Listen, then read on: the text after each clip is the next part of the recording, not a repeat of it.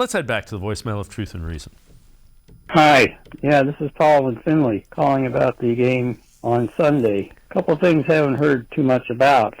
On the 2 drop passes in the end zone to Bryant and Farrell, why weren't those passes aimed at Cooper or Peoples-Jones? Or if to a tight end, why not to Njoku? I think the calls were basically faulty, and you got to blame that on Stefanski. And then one more thing, on the 2 botched up quarterback sneaks, why call quarterback sneak 1, and especially 2, behind a center who has never played center before? And then in the game, you saw that he botched up a couple of other snaps as well. So I'm thinking Stefanski has some issues as far as play calling. Thanks. Goodbye.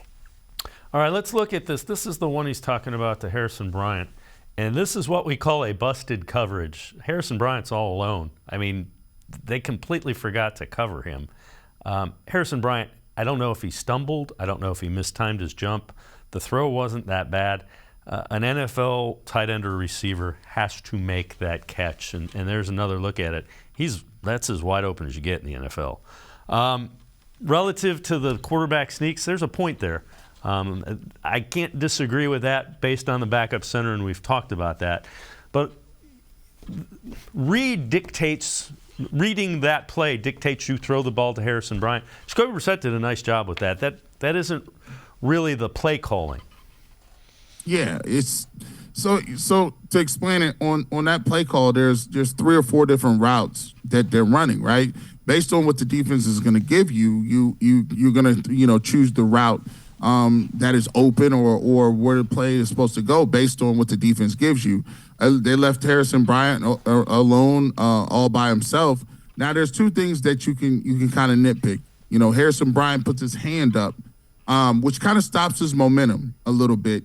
And then when he has to backpedal now because the football is coming, if he's able to get more depth, so like being I explained, it's always like being an outfielder. It's always good to always start back and then come in on the ball.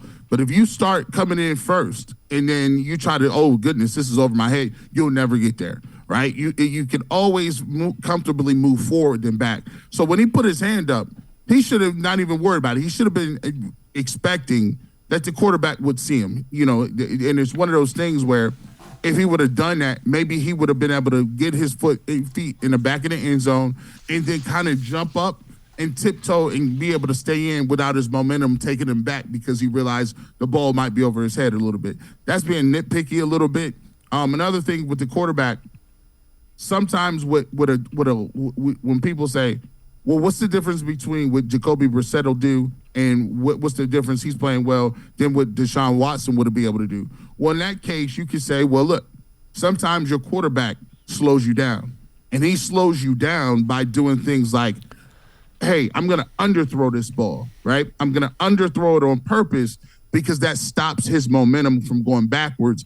And maybe he can make that catch and get his feet in. But if I throw it the ball where I'm supposed to throw it, he's going to be out of bounds and not be able to get 2 feet in. So sometimes you see those on slant routes. Sometimes you see that on routes where they're playing zone and somebody is going to take a huge hit. They slow the receiver down by throwing it behind him. And sometimes people say, well, he threw that behind him. Well, he had to throw it behind him or he's going to get destroyed and probably end up dropping the ball anyway. So all those things are just little things that go into it. Over and over again, we talk about it, but other teams in the league are making those plays on the Browns. The Browns aren't making those plays, and then you can see that's the small error that they talk about between you winning and you losing.